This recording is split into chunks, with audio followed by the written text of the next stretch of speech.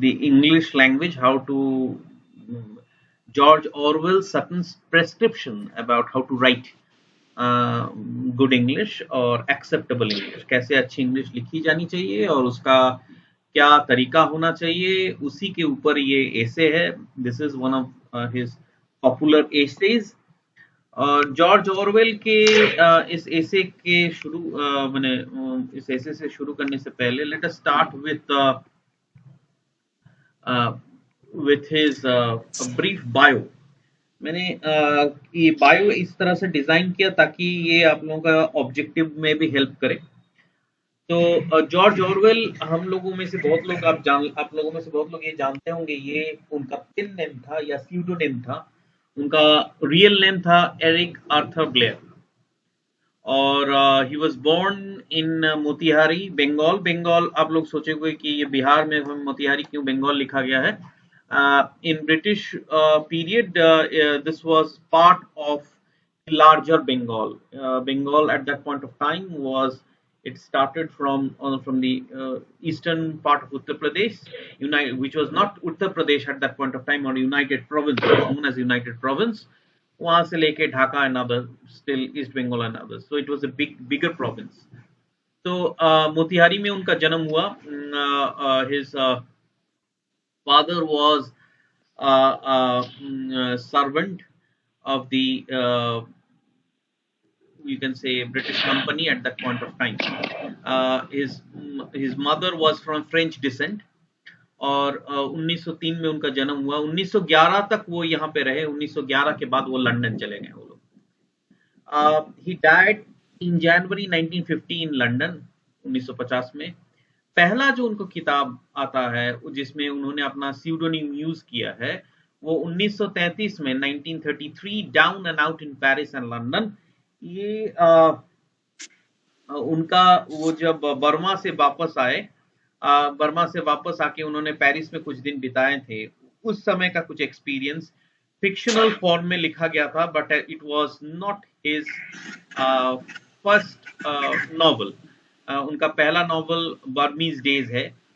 तो इसके बाद 1953 में अगर उनका एक ऑटोबायोग्राफिकल एसे है सच वेयर द जॉयज, जो उनके देहांत के बाद after he died in 1950, it was published in 1953. someone's Excuse me, sir. Sir, someone mic is on. I think that is also I was about to. Yes, I think now this is okay. तो इसके बाद posthumously ये एसे publish हुआ था, सच where the joys, जो उनका autobiographical एसे है.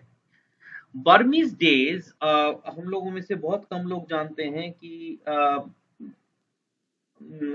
George Orwell और Eric Arthur Blair. George Orwell इतना ये नाम पॉपुलर हो गया था कि बहुत कम लोग एरिक आर्थर ब्लेयर नाम उनका जानते थे. तो जॉर्ज ऑरवेल एक बहुत कम समय कॉलोनियल पुलिस ऑफिसर के रूप में बर्मा में काम किए थे और ही वाज गिल्ट रिडन. वहां जब वो काम किए थे he was not very happy with his job, with his position, with the kind of work that he has to do.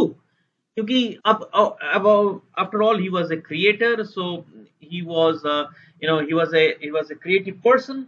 So he couldn't align himself with the imperial policy of the British government. So he was quite against those imperial policies or imperial practices. और Burmese days में 1934 में जो publish हुआ उसमें इसका हमें प्रतिफलन दिखता है. Next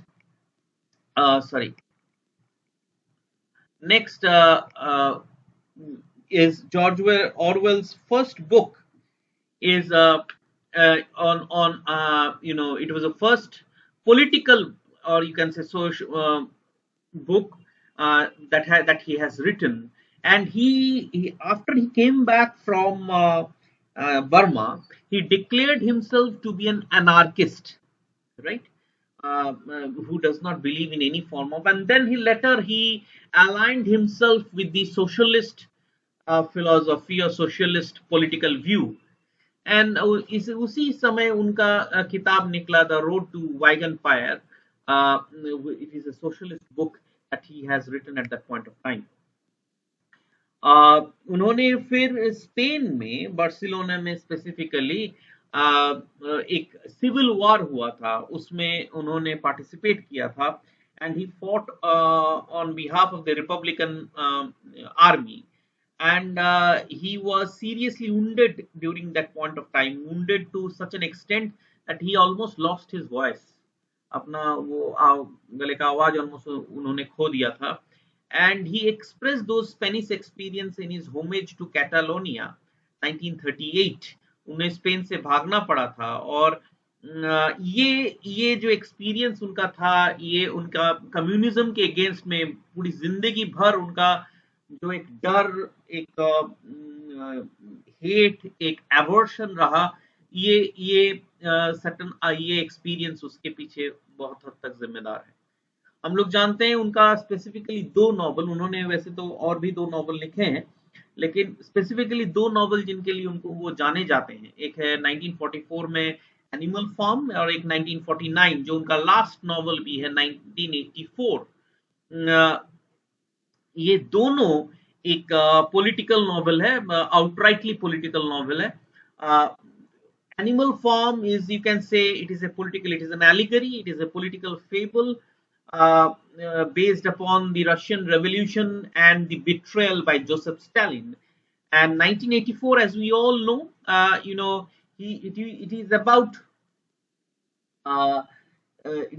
the world where you will always be monitored, you will always be under some kind of surveillance. शायद हम लोग आज इस एरा में बैठ के वो चीज ज्यादा बेहतर तरीके से महसूस कर सकते हैं, जहां आपका हर मूव, हर चीज, you are under a some kind of lens, you are always being watched by the big brother. तो वो चीज it was a dystopian novel. It was written in 1949, 1949 में ये नॉवल उन्होंने लिखा था. और इसमें जो मेन कैरेक्टर है that is Winston Smith. Winston Smith, he was an honest person. He always wanted to be truthful. He always wanted to be decent.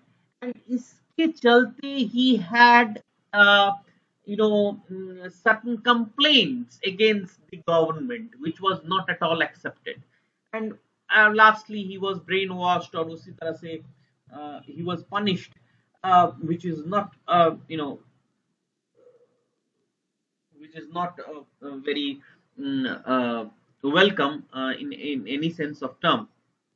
तो स्पेसिफिकली जॉर्ज ऑरवेल का ये एक शॉर्ट बायो है. इसमें 2-3 चीजें मैंने कवर करने की कोशिश किया. एक तो उनका ये क्वेश्चन बहुत कॉमन है कि name British writer who was born in Bihar और इन इंडिया. कुछ लोग कह सकते हैं कि we have Ruskin Bond, we have Foster, but then we have George Orwell too. Or then there can be a question that an autobiographical essay which was written by George Orwell, such were the joys.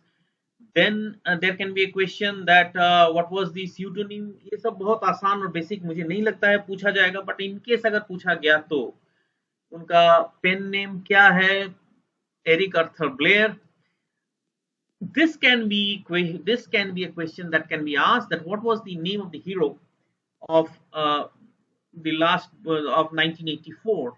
And Winston Smith is the main protagonist of that particular novel. So these are some of the books that I have thought, or these are some of the things that I have thought about speaking to you in this particular essay. In this particular talk. Let us now move forward towards this essay. हम लोग इस essay पे आ जाते हैं. Politics and English Language ये 1946 1946 में ये publish हुआ था. And as the title suggests, Orwell actually English language और the political situation जो उस समय का था, उसके बीच का जो language है, that how the people are trying to communicate their political views, उसके बारे में बात करते हैं. And it is more about the writing. Modern English writing के बारे में बहुत ज्यादा बात हो रही है, एंड मोस्ट इम्पोर्टेंटली वो पॉलिटिकल राइटिंग है. So basically English and the political writing, it is not about the politics of English language, तो फिर तो टॉपिक ही चेंज हो रहा है. It is about politics and English language, तो दो अलग अलग चीजों के बारे में बात हो रहा है कि specifically the English articles which talked about politics, different kind of politics, whether it is the democratic view or the socialist view or the communist view or maybe even the dictatorial view, कोई भी view हो उसके बारे में जब लिखा जाता था उसके बारे में ये बात हो रही है. He argues that if we use the language that is so slovenly and decadent, it makes it easier for us to fall into bad habits of thought. ये बहुत कॉमन पॉइंट है, बहुत जनरल पॉइंट है कि unless and until your language is good, your thought process cannot be equally good. आप अपने thought को clarity के साथ एक्सप्रेस नहीं कर सकते हो. You will not be able to communicate your thoughts to your designated audience. This is one of his arguments. इसको बोलने से पहले I will talk about, he gives 5 examples. उन्होंने अपने ऐसे में 5 एग्जांपल देते हैं. एक छोटा पैसेजेस है, 5 छोटा छोटा पैसेजेस है. One is from professor Harold Laski, it is about freedom of expression, democratic view है. दूसरा है फ्रॉम प्रोफेसर लैंसलेट हॉगबेन, इंटरग्लोसिया, जहां पे you can say a different mix of people. So again, this is third is essay on psychology and politics. So psychology and politics, this is also you can say an essay written on a topic in politics. Communist pamphlet, outwardly political in nature. And lastly, it is a letter in Tribune, and it was also about politics. उन्होंने ये 5 selective passage उठा लिया है और उस पैसेजों को उन्होंने उन पैसेजों को एनालाइज किया और उन्होंने कहा कि एक चीज, हालांकि these are bad passages, passages which actually reflects bad English, and उन्होंने कहा कि there are 2 qualities that are common in them. इन सारे 5 पैसेजों में 2 क्वालिटी कॉमन है. क्या? एक है they lack the clarity of imagery is lacking in all of them. वे क्या कहना चाह रहा है, वो जो we know what is imagery, it is a picture of words, तो वो जो इमेज है वो क्लियर नहीं हो रहा है. And the second is the lack of precision. Lack of precision means कभी हम लोग देखते हैं what is the difference between a good application and a badly written application. A good written application is precise. It is it is very direct, and it tries to communicate its message within the minimum possible words, right? कम शब्दों में एकदम correctly किसी चीज को communicate करना ही जो है एक गुड रिटन लेटर का नेचर है. Whether as we will find, आप देखोगे कुछ लोग अच्छा लिखना जानते हैं, they have good command over English, but what they do, they write verbose means बड़े बड़े शब्दों का इस्तेमाल करेंगे, कॉम्प्लिकेटेड फ्रेजेस का इस्तेमाल करेंगे, बहुत ज्यादा प्रोवर्ब्स का, इडियम्स का इस्तेमाल करेंगे, which is actually not necessary in a formal letter or in an application. So we can consider that a badly written application. आप उसमें grammatical error नहीं पाएंगे शायद, लेकिन that verbosity, that unnecessary use of adjectives, and you can say unnecessary use of certain verbs make that letter less clear and a tedious task for the reader. जो उसको पढ़ रहा होगा उसके लिए टायरसम जॉब होगा वो. तो सिमिलरली उन्होंने 4 एस्पेक्ट्स के ऊपर बात किए हैं. One, the key faults of modern English prose are dying metaphors. Dying metaphors में उन्होंने Achilles heel, no axe to grind, fishing in troubled waters, ये जो सारे phrases हैं, ये फ्रेजेस, इन फ्रेजों को बिना इनका कॉन्टेक्चुअल मीनिंग को समझते हुए कहीं भी इनको यूज कर देना, राइट। जो मैं ईडियम्स का बात कर रहा था कि ईडियम्स का एक्चुअल मीनिंग बिना समझे उसको कहीं भी यूज कर देना as a metaphor, as a you know as an element of comparison, comparative element, ये गलत है। तो वही उसी के बारे में यहाँ यू कैन से ऑरवेल यहाँ बात कर रहे हैं, हैमर एंड द एनविल, ये और एक डाइंग मेटाफर है। तो what he is trying to say कि मेटाफर का एक्चुअल काम क्या है। मेटाफर आपको एक विजुअल इमेज क्रिएट करने में मदद करता है, लेकिन जब आप मेटाफर को एक ओल्ड मेटाफर को आउट ऑफ कॉन्टेक्स्ट यूज करते हो, तो ऑब्वियसली क्या होता है, जो विजन है या जो विजुअल उसको क्लैरिटी देना था वो बिना दिए वो मिसप्लेस हो जाता है। तो ये पहला फॉल्ट है। दूसरा है वर्बल फॉल्स नेम और ऑपरेटर्स। ये थोड़ा सा कॉम्प्लिकेटेड है। यहाँ पे वो क्या कह रहे हैं, you know, he saved the trouble of picking out appropriate verbs and nouns। माने क्या होता था कि डायरेक्ट वर्ब यूज करने के जगह यहाँ पे आप वर्बल फ्रेजेस यूज करते हो, जैसे give rise to, give grounds for, prove unacceptable, render inoperative, have the effect of, play a leading part, rather than direct verbs like break, stop, spoil, mend, kill। ये direct verbs क्या होता है, आपको अपने you know he tried to kill you के जगह अगर हम कहें there was an apprehension of you being assassinated or you being choked। इसके ये एक दो सेंटेंस, एक बार ही tried to kill you, direct sentence, message clear है, आपको इसको समझने के लिए अपने दिमाग में जोर नहीं डालना है। उसके जगह पे हम एक सेंटेंस यूज कर रहे हैं कि there was a possibility of you being choked to death और of you being assassinated. Now ये जो है ये same sentence, this sentence is also not incorrect, but there is a unnecessary you are unnecessarily elongating the sentences, you are unnecessarily inserting more syllables into that one single sentence, but yet the picture is not clear as it is in the first case। उन्होंने एक दो example अपने ऐसे में दिया और उसमें वो कहते हैं कि एक जगह पे 60 सिलेबल यूज करता है फर्स्ट सेंटेंस में, वही सेम मैसेज दूसरे सेंटेंस में ज्यादा वर्ड्स यूज होते हैं, लेकिन हमें क्या देखने को मिलता है कि फर्स्ट सेंटेंस ज्यादा क्लियर और डायरेक्ट है, whereas the second sentence is not actually clear because of this roundabout way of saying the things। चीजों को डायरेक्टली बिना कहे वो वर्ब्स को फ्रेज के मोड में कहने का जो हमारा आदत है, rather than eliminating simple verbs like single words and the verbs become a phrase।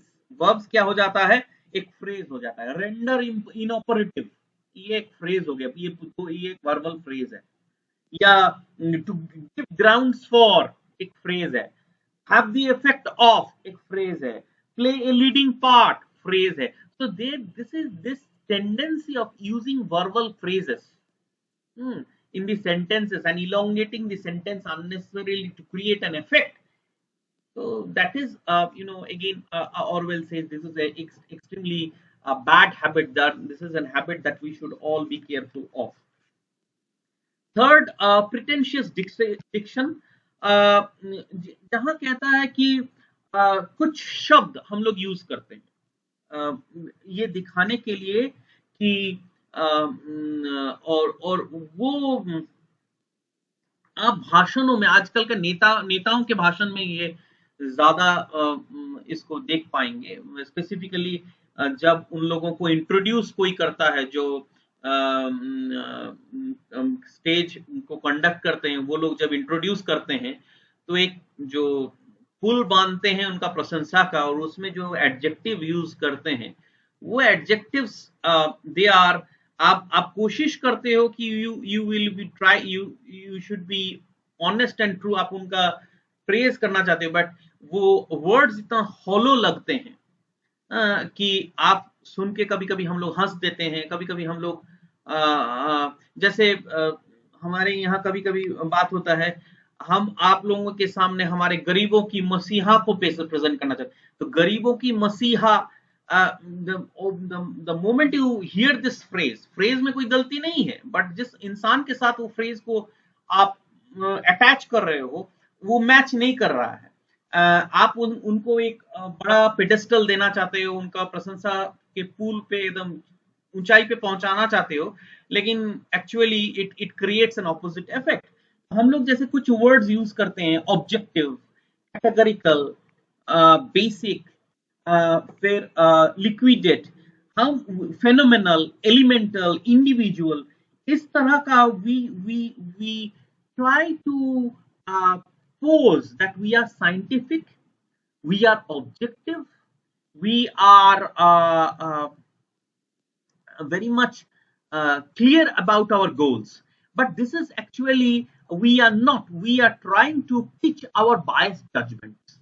तो ऑरवेल कह रहे हैं कि जहां पे आप एक पॉलिटिकल थॉट को पुट फोर्थ कर, आप एक पॉलिटिकल थॉट को प्रोपाउंड कर रहे हो, उसके बारे में बात कर रहे हो, and you are using these words like phenomenal और इंडिविजुअलिस्टिक और objective, how can a political thought be objective?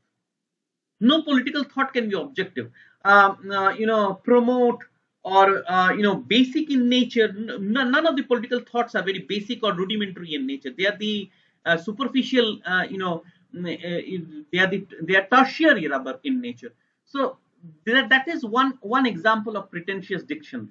Then there are other examples, adjectives like historic, unforgettable, triumphant, inevitable, inexorable. You say invincible. So these adjectives which creates a kind of hyperbolic effect. So this is again an example of pretentious, you can say, diction.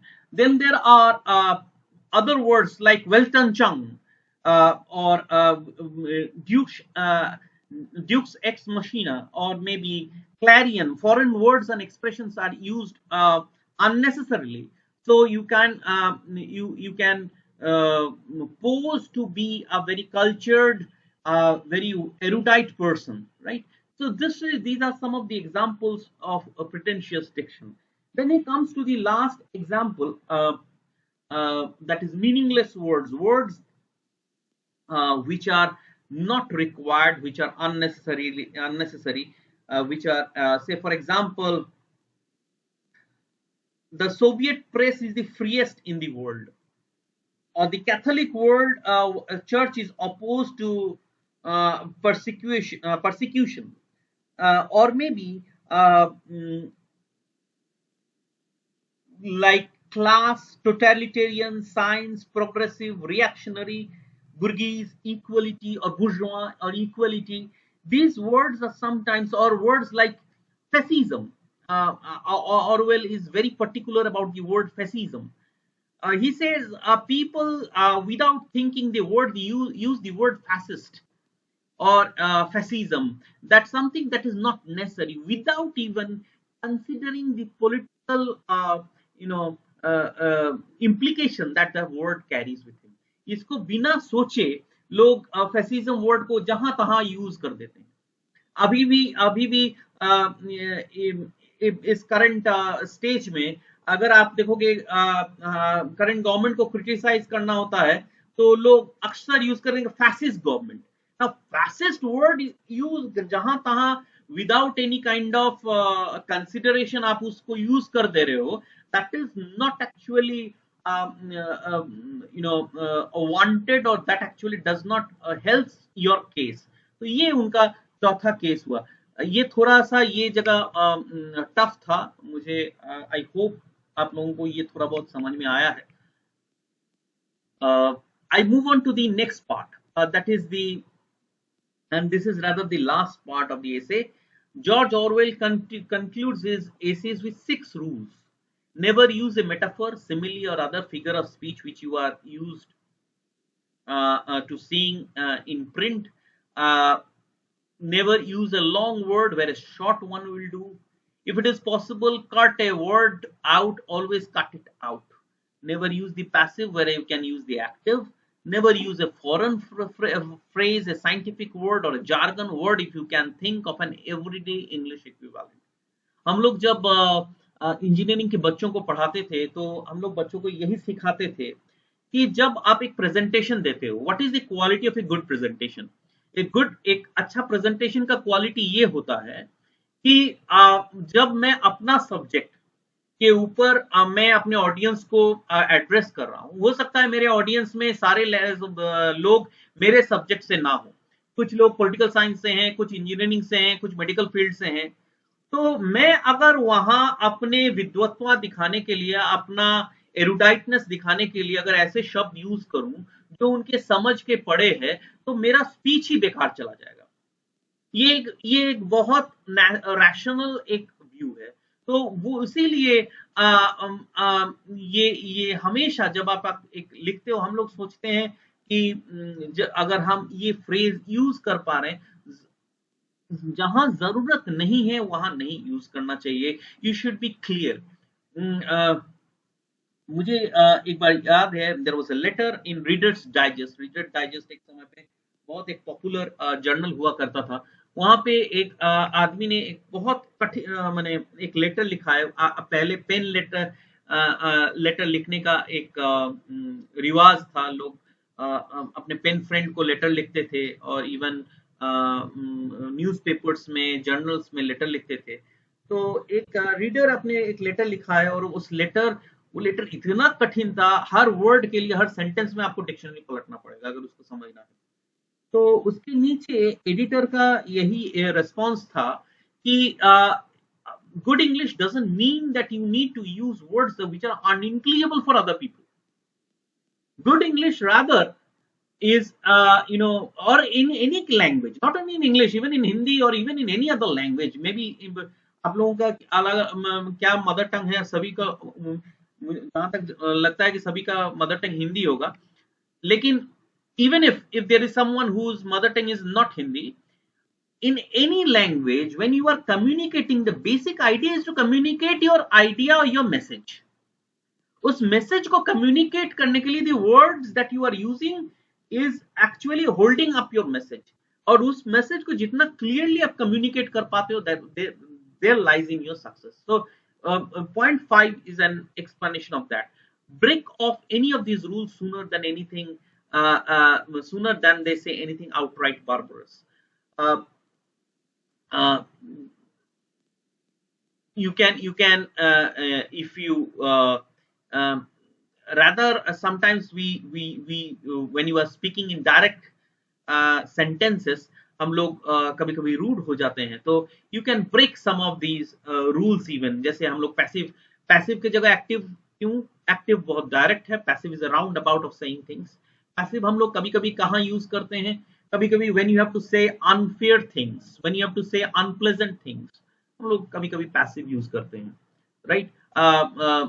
मैं grammatical point of view से बात नहीं कर रहा हूं, मैं completely सिमेंटिकल point of view से बात कर रहा हूं। ये हम लोग जानते हैं, आप लोग लिंग्विस्टिक्स में पढ़ रहे होंगे, फिलोलॉजी में पढ़ रहे होंगे, इंग्लिश प्रेफरेबल लैंग्वेज क्यों है? English is a preferable language because of its love for brevity, right? Brevity means you can say it's shortness. हम लोग देखते हैं कैसे इंग्लिश वर्ड्स में वर्ड्स को कंबाइन करके, पोर्टमैंटू वर्ड्स जिसको हम लोग कहते हैं, उसका कितना उद्भव हुआ है। बिकॉज हम लोग पढ़ाते थे जैसे lunch plus breakfast it becomes brunch. So how you can actually fuse words together and you can still communicate your message, that is one of the most beautiful thing that you can do in English. So itna hi tha, it was a short lecture. I thought about you know covering another essay, that is Areopagitica by John Milton. If I couldn't, you can say, manage it, I will try to cover up that particular essay and maybe some other essays along with it, so that we can cope up with the syllabus as fast as we can. The final thing that Orwell advises for every writer is that I must be clear about what I'm trying to say, और मैं क्या लिखना चाहता हूँ, मैं क्या कहना चाहता हूँ, उसके बारे में हम लोग हमें हमारा दिमाग में वो सोच पहले से रहना चाहिए. जैसे हम लोगों ने क्लास में कई बार ये एक एक्सपेरिमेंट किया है. बच्चा कंप्लेन करता है, सर इंग्लिश में नहीं बोल पाऊंगा, हिंदी में बोल लूंगा. हम ठीक है, हिंदी में बोल लो. तो चलो भाई, सबसे कॉमन टॉपिक क्या है? एक कॉमन टॉपिक है करप्शन के बारे में बात कर लो, भ्रष्टाचार के बारे में बात कर लो. बच्चा बहुत कॉन्फिडेंटली शुरू करता है, भ्रष्टाचार के बारे में 2 लाइन 3 लाइन बोल देता है, उसके बाद बोल नहीं पाता है. क्यों? तो क्योंकि उसके पास कंटेंट ही नहीं है. तो ये पहले क्लियर होना चाहिए, मैं क्या बोलना चाहता हूं, मेरा व्यू पॉइंट क्या है. जब वो क्लियर हो जाएगा, automatically language will follow. Second, हम लोग जब बोलने जाते हैं, the second thing that most of us actually confound with, or we struggle to find, is what words will actually express. हमारे कौन से expressions हमें use करने चाहिए, what are the expressions that we should use. And the third one is the image or the idiom, or maybe the metaphor that we can use to communicate your ideas. अगर कोई complicated कोई critical idea हम लोग discuss कर रहे हैं, कोई critical theme हम लोग डिस्कस कर रहे हैं, वहां कौन सा एग्जाम्पल, कौन सा इमेजरी हम लोग यूज कर सकते हैं, ताकि हमारा जो आइडिया है वो we can do it in a better way. That should be our you can say final aim. And lastly, he says, is this image fresh enough to have an effect. अगर हम किसी का borrowed idea, किसी का एक expression जो मैंने एक न्यूज़पेपर में पढ़ा था वही उठा लिया. जैसे मैं बहुत दिनों तक एक एक्सप्रेशन यूज करता था जो अरुंधति रॉय ने गॉड ऑफ स्मॉल थिंग्स में यूज किए हैं, that I have a mother shaped hole in my universe. उनका जब मदर का डेथ हो गया, तो the vacuum that she feels because of the death of her mother, because she was the closest one to her mother, so उसको communicate करने के लिए वो कह रहे थे that in my universe there is a mother shaped black hole. Means you cannot fill that hole, that vacuum will remain forever. तो मैं उस expression को चुरा के बहुत दिन काम करने का कोशिश किया, but then it was not original. So this is the fourth one, that this image is fresh enough to have an effect. And finally he says, he proposes to further, could I put it more shortly? क्या मैं इस चीज को और कम शब्दों में कह सकता हूँ, और क्या इसको मैं और बेहतर तरीके से कह सकता हूँ. मैंने ये सब बहुत आम चीजें हैं जो उन्होंने कहा है. अगर इसमें से क्वेश्चन हो सकता है, तो क्वेश्चन वही हो सकता है कि कौन कौन सा वो 4 क्वालिटी है जो मैंने यहाँ डिस्कस किया है, dying metaphors, verbal false names, pretentious dictions and meaningless words. कुछ एग्जांपल्स शायद वो लोग मांग सकते हैं. ऑब्जेक्टिव्स में हम कैसे ये इसको पोज करेंगे, हम लोगों को सोचना पड़ेगा, बट दिस आर, यहाँ से क्वेश्चन हो सकता है. ये आपका यहाँ से एक लॉजिकल रीजनिंग वाला क्वेश्चन हो सकता है, जिसको यहाँ पे ये यहाँ से दो उठा के ए बी करके, both A and B is true, A is true but B is not true करके, जो हम लोगों का एक लॉजिकल रीजनिंग टाइप का क्वेश्चंस आजकल नेट में भी और ऑब्जेक्टिव जहां भी क्वेश्चंस फ्रेम होते हैं वहां पूछा जा सकता है. This question, this particular slide can be used for it. इतना ही था. So if any one of you have some kind of you want to ask, you have questions, आप लोगों के कोई सवाल हो तो आप पूछ सकते हो.